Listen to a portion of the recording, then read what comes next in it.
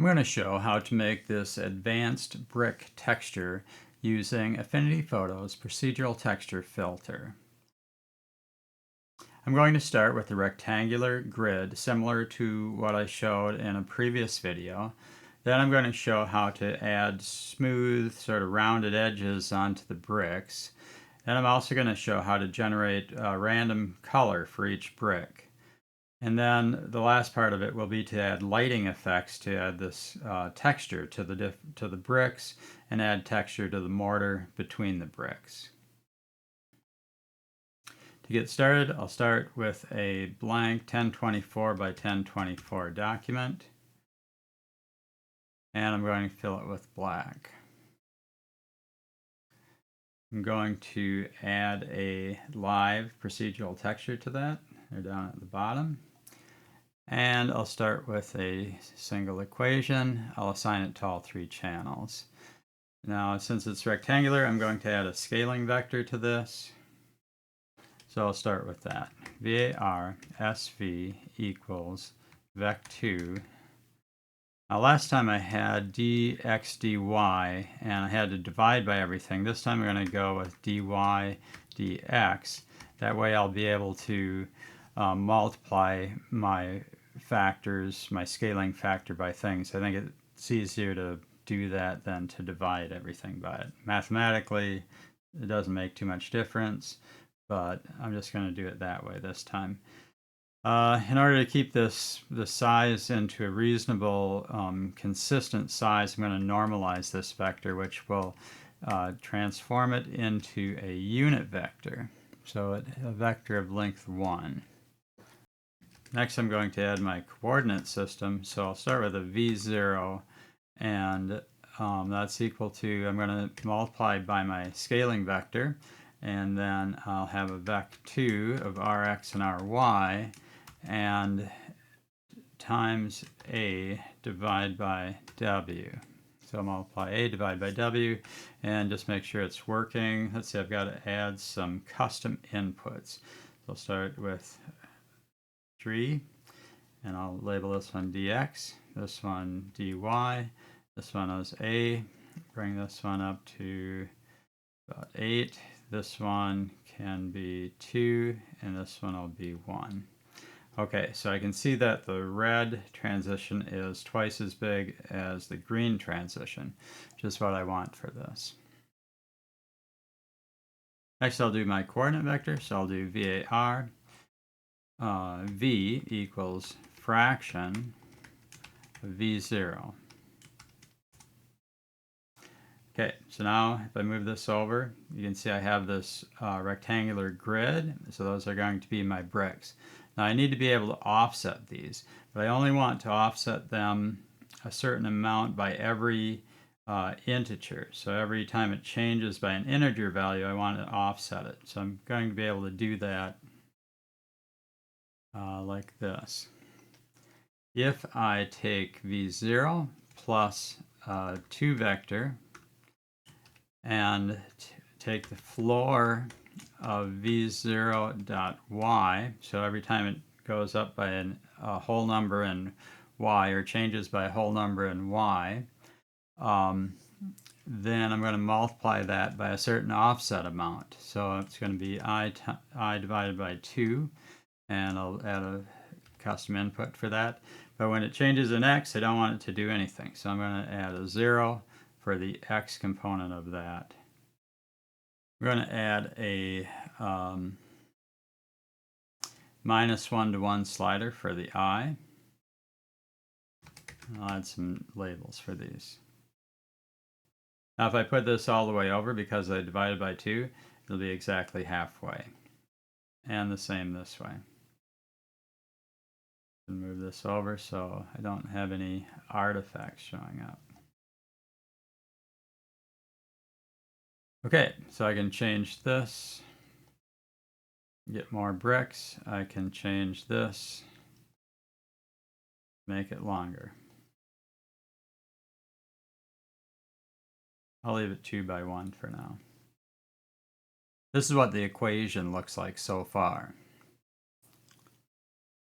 I want to use this part in another formula. So I'm actually going to take this out and set it up as a variable. Put it over here, var. I'm going to call it my vf for floor, and I'm just going to copy it out of there and paste it in over here. And then I will add a vf in here on the fraction, and hopefully it won't change. Here's what the formula looks like so far. So I've set vf as a variable, all that, and now I do another variable v, fraction of vf. I'll just do a step with an edge of v.x, so let's try that. And I have to add my edge, which is e. And so I can add this edge here. And I'm going to multiply that by step edge of v.y. And so now I can control those, but you can see that they're not the same size. And as this gets larger, this gap gets bigger. So I want the gap to be scaled in the same way that the scaling vector scales things. So I'm going to multiply my edge by my scaling vector. And so the one for the .x I'm going to multiply by sv.x. And the one for the y gets multiplied, the edge for the y gets multiplied by sv.y. And now they're the same size in both x and y. So I have my gap here set correctly. This is what the formula looks like so far.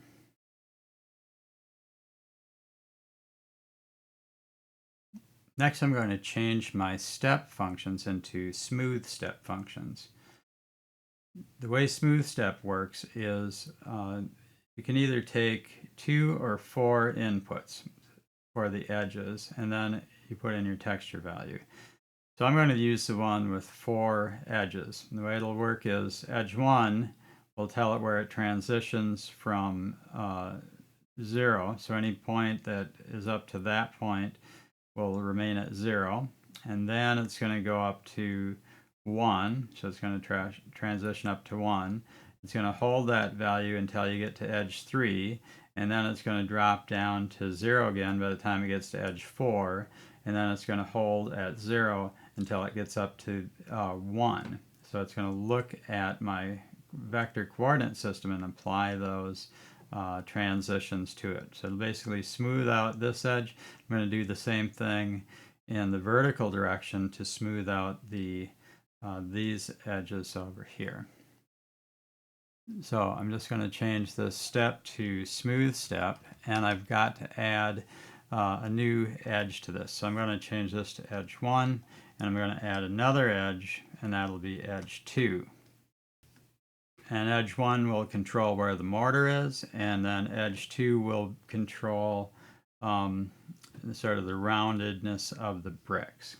And I have to scale each of these by sv.x. So the first one is just E1, and then the next one is E2 times sv.x. And then I'm going to do 1 minus edge 2. Okay, so I do edge 1, edge 2, 1 minus edge 2, and 1 minus edge 1. So that's the sequence I do here. sv.x and 1 minus edge 1 times sv.x. I'll just put a 1 in for this one for temporarily. Okay, so let's see what that looks like. So there's that. And then I can blur out the edge 1. So it's working how I want. I can maybe bring this down a little, bring this back a little about here. And I'm going to do the same thing for y. So convert this to a smooth step. Add an edge 2 times sv.y. And then 1 minus edge 2 times sv.y. And 1 minus edge 1 times sv.y. Let's see how that looks. So that's the first part, adding sort of a rounded edges to my bricks. The next thing I want to do is to add some random colors to the bricks. And I also want to be able to color the mortar in between here. To do that, I'm going to add 3 color vectors. So I'm just going to add 3, 0, 1 inputs, 3 more, and 3 more. I'm going to call them R1, G1, B1, R2, G2, B2, and R3, G3, B3. I'm going to change my smooth step functions to a variable, so it'll make it a little easier to use. It's quite long. I want to set that up as a variable.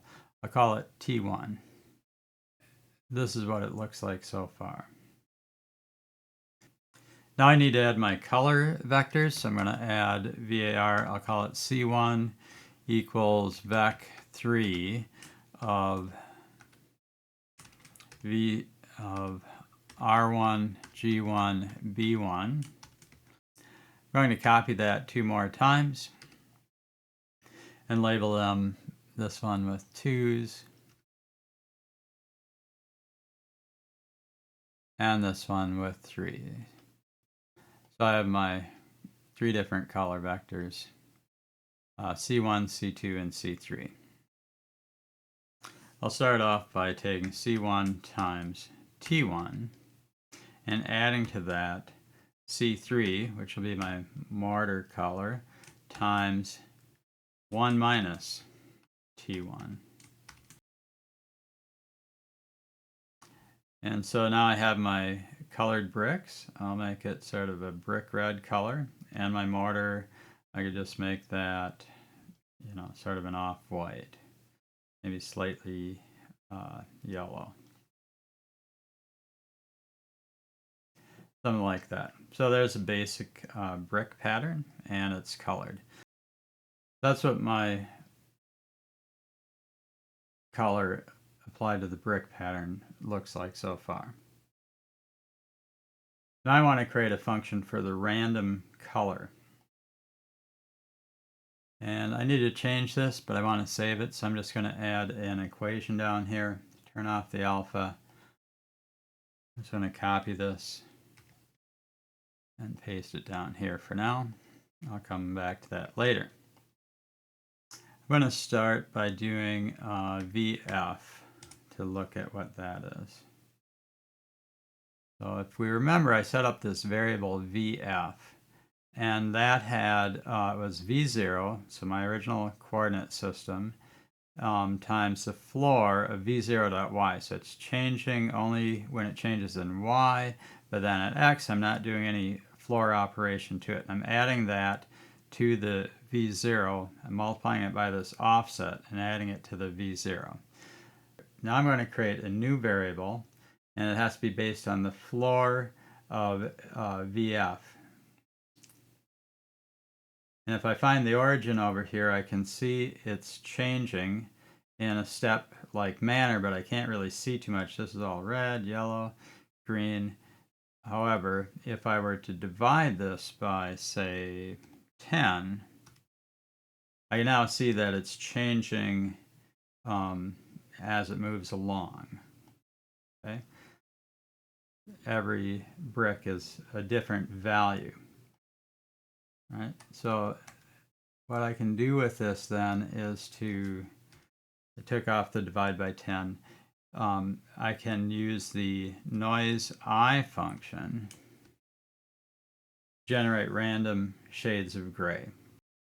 Now that I have my random rectangular texture, I'm going to use that pattern to interpolate between the 2 different colors of brick that I have. So I'm not going to use this grayscale directly. I'm going to use that as the value to interpolate between the 2 different brick colors. And so where it's white, it'll be the first color. Where it's black, it'll be all the second color.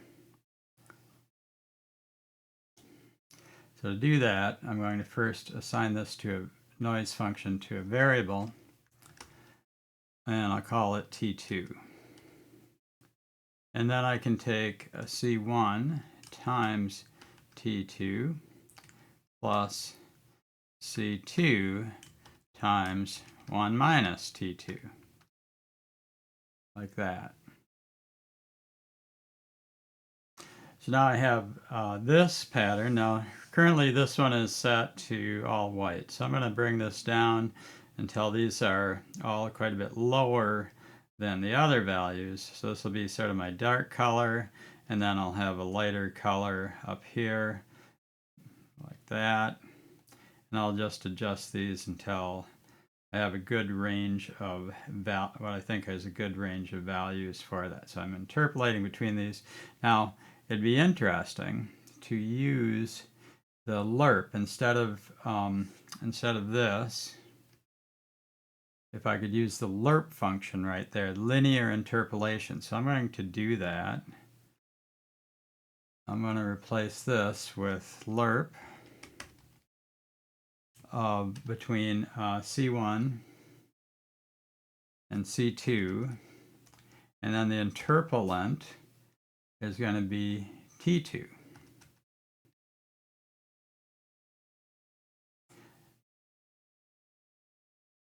And when I do that, it goes black, which means there's something wrong with that. And it took me a while to figure out what was wrong. And what it turns out is wrong is that this needs to be a vector. So if this is since C1 is a 3-element vector, C2 is a 3-element vector, the interpolant also has to be a 3-element vector. So to fix that, I can put in a vec3 and just put in multiple copies of T2 on here. T2, comma, T2, comma, T2. Like that. And then I could use the lerp or the serp, and now my gradient is back, or my linear interpolation is working again. So yeah, so that was, I'd run into that issue before and I wasn't sure what was wrong, and then I figured out this has to be a vector here, and it has to be the same size vector as these other two. So these are both 3-element vectors. This has to be a 3-element vector. Now, given that, I could also vary these, create 3 different noise patterns that are not correlated, and vary the red, green, and blue components independently. Okay, so then I could have, right now I'm just interpolating between the two colors, C1 and C2, but I could also interpolate between each component of the two colors, and so I'd have a greater variety of colors in my randomness. So I've tried that, it works. I'll let you try it on your own. I'm not going to do it in this example. Now I've got to bring this back into it. So I'm going to grab this and I'm going to paste it over here. So I'm going to multiply all this times T1 and all this times 1 minus T1. Now I could apply a linear interpolation on this as well. I'm not going to. So let's see what that looks like. Move this up here. So I have my random bricks and I have the mortar, and everything looks good up to this point. That's the first part. Now the only thing I have left is to add some lighting effects on top of this to make it look, to add some, texture to these bricks. I'm going to do that next. I don't need this equation down here anymore, so I'm just going to delete that one. To create the lighting effects, I need to make a grayscale version of this. Now I could just apply an adjustment, but instead of that I'm going to make a copy of this. Now the first thing I want to do is make sure I don't want to change it. So I'm going to set this up and get it to look just how I want it, because it'll be hard to change. I'm going to make a copy of it, and then once I do all the lighting, I don't want to have to change this. I think it looks pretty good. I'm going to, I'll just leave it like this for now, but if I were doing a real one, I might want to make some more adjustments to it. One thing I can do is I could save this. So I'll just call it advanced bricks, like that. And it has this default value. So I could call up this preset up here if I wanted to do it that way, but instead I'm going to apply just to copy this filter and paste it up to another layer. So now I'm going to create another layer. So I'm going to do a new pixel layer, and then I'm going to choose the procedural texture filter, and I'm just going to copy that and paste it up here. And then this layer, I've got to remember to fill that. I'll just fill it with black. And then I'll drag this down on top of that.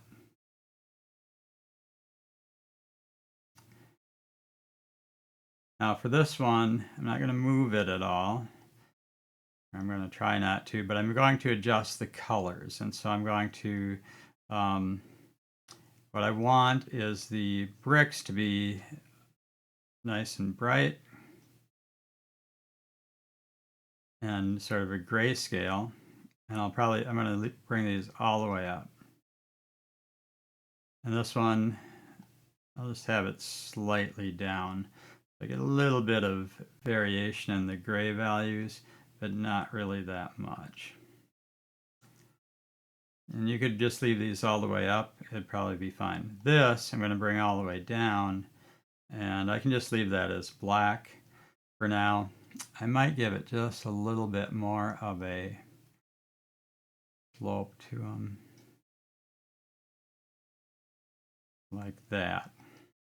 So that's my starting grayscale value that I'm going to use for the lighting effect. Now I'm going to add in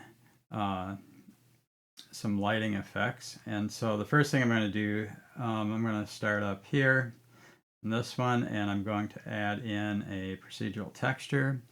And for the first one, I'm going to add in some perlin noise, and I want to add that. I just want there to be some surface texture on these bricks. So I'll start with a new equation, assign it to all three channels, set this up to a variable, and it's just a vec2 rx comma ry times a divided by w, and then I'm going to have just regular perlin, and it's going to use the, oops, I got to put in a v equals over here, and that'll be v, and for the octaves I'll just use 11. That should be plenty. And then I'll put in a smoothing factor, and let's see what that looks like. So I need to add my a value, and I'll just set that up to 10 for now. And then I need to have my sliding s value like that. So there's my noise, my perlin noise, and I'm going to set this up to about 30. And then I want to be able to sort of adjust the intensity of this and an offset. So I'm going to add two more controls for this. This one will be, let's see, I'll label these scale. I'll just call this one smooth. This one will be the fader, so fading it in and out. And then this one will be the offset, and I'll call this one OF, like that. So now I can multiply my perlin times I and add the offset to it. Okay, so I can bring this up or down, and then I can adjust the intensity of this. I want to add just a little bit of this to my brick texture. So I'm going to go up here, and I'm going to choose darken. So in places where it's dark, I will darken it by this texture. So I can bring this down a lot, and I can bring this up, and I'll just bring it down until I have a little bit of that texture in there. Okay, and when I add the lighting effects, this will be more noticeable. It's pretty good for that one. going to add in my lighting effects just to show what they are like.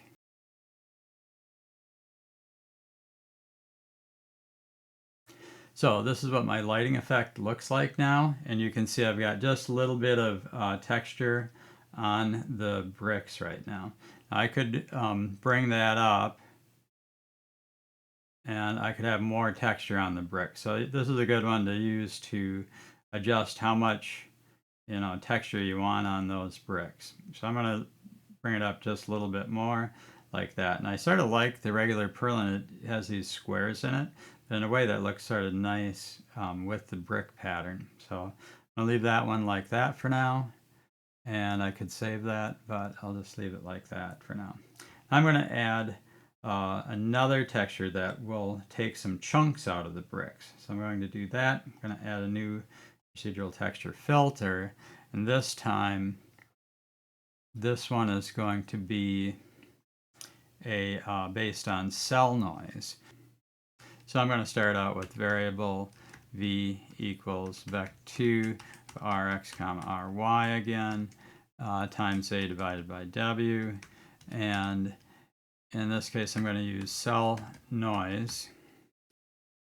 I'm going to use cell noise 2 of v.x. So cell noise requires that you put in both the x and the y components. You can't just put v in there. And then I just want the first one of that. And I'm going to also multiply by I and then add an offset to this one. All right. And then I have to add a value for A.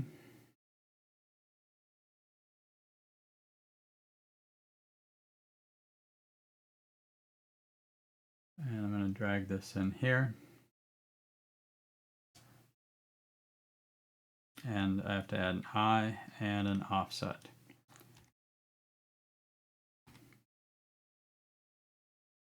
Okay. So I can see the circles here. If I bring this up, now this is not the type of pattern I want. What I'm going to do is add in a smoothstep function here. And this one is going to have two parameters. The first one will be an edge, and then the second one is 1. And then need a parenthesis here. So it looks like this. Smooth step, E1, cell noise, like that. And that has that pattern. And now if I did it this way, I think it would add, it's not going to add properly to it. So I'm going to actually take 1 minus this. Like that. So now it looks like little indentations, which is what I want. And then I'm going to darken with this. Now I have some chunks out of here, and the size of the chunks I can control with this edge slider. And I can also do the offset to control those. And I can also use this to sort of control the size of those chunks. And I can also change the, I can have more, make them a little smaller or bigger with this factor.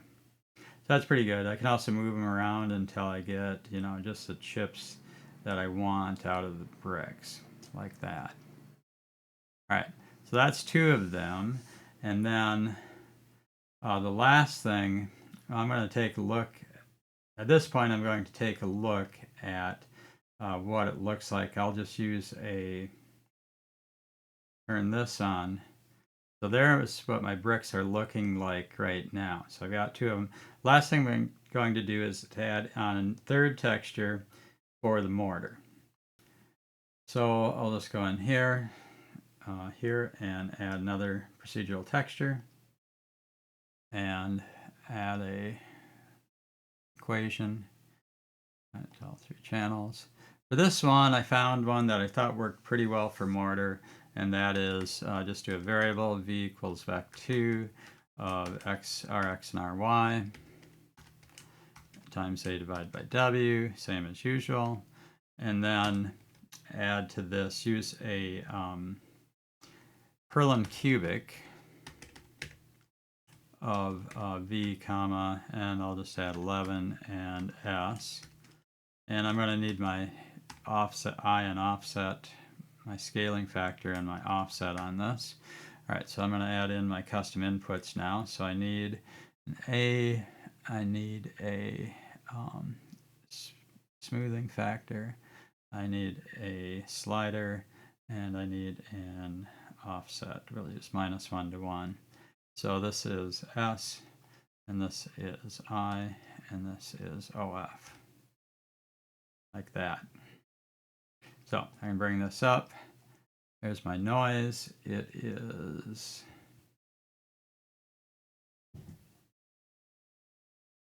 and bring this down. I'll bring this up to about 100.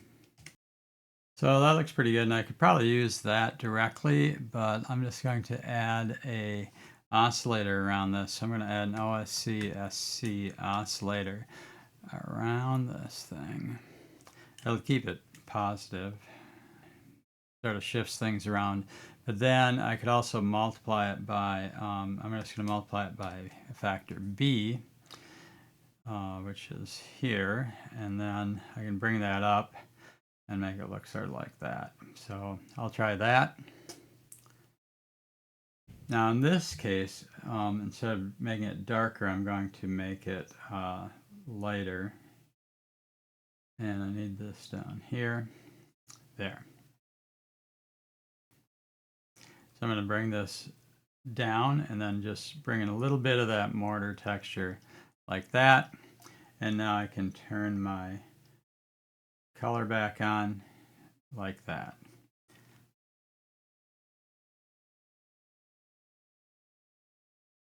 I'm thinking that looks a little thick, so it's a little hard to change it at this point, but I could, yeah.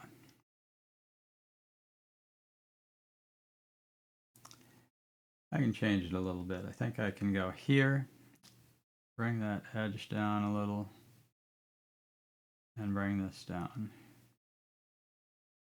quite a bit like that. And I can see that that's sort of lighter on the edges there. So I can take this one and bring this edge down too to make the bricks a little more brick-like. Good, so that's the total effect for the bricks. I could zoom out a little bit, like that. Now if I wanted to put some text on here, I could. I'm going to add some text here, and I'm going to bring it all the way up above this to the top level. And let's, I'll just call it bricks. And I'm going to choose a different font. And I'm going to choose one that has some, that's a little bit jagged on the edges. So I'll just use this one. I'm just going to use Worn Manuscript. Looks a little jaggedy. I'll just use that one for now. And then I'll change this to white. And I'm going to, I'm just going to bring it back just a little bit so it's not pure white. I'm going to turn off the color for a second. And then I'm going to see if I can change this to a mode that has a little bit of it showing through. Maybe I'll just do this color dodge like that. And then the other thing I'm going to do is add this displace filter. So this is pretty cool. I'm going to choose the load map from beneath. So it's going to take all that texture I did and apply it to this. And so if you do a lot of it, it'll go over. I'm going to do about a -10 pixels. And so it looks sort of like it's been painted on here like that. And then I'll just turn on the brick wall layer. I don't know if I like this yellow. I think I'll try a different.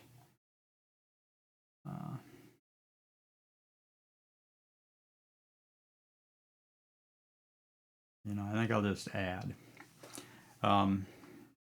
There. So that's the full effect, and go over what I did there. I did quite a bit in this one, so just to review, I first set up a rectangular grid pattern. Then I added the smooth edges to it using the smoothstep function. I was able to create these random colors and interpolate between them using a floor function. And then I added the lighting effects with some noise patterns to add this. And lastly, when I put the paint on, I used the displacement map to add that.